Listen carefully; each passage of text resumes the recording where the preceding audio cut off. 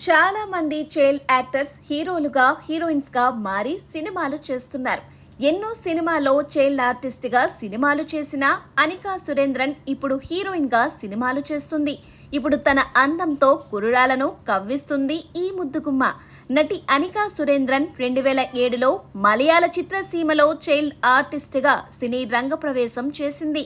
ఎన్నో సినిమాల్లో child artist గా సినిమాలు చేసిన అనికా సురేంద్రన్ ఇప్పుడు హీరోయిన్ గా సినిమాలు చేస్తుంది. ఇప్పుడు తన అందంతో కుర్రాళ్లను కవ్విస్తుంది ఈ ముద్దుగుమ్మ. నటి అనికా సురేంద్రన్ 2007లో మలయాళ చిత్రసీమలో చైల్డ్ ఆర్టిస్ట్ గా సినీ రంగ ప్రవేశం చేసింది. దీని తరువాత ఆమె 2014 తమిళ చిత్రం మినీ అయిందాల్లో అజిత్ కుమార్తెగా నటించింది. ఈ సినిమాలో తన క్యూట్ పర్ఫార్మెన్స్ తో ఆకట్టుకుంది.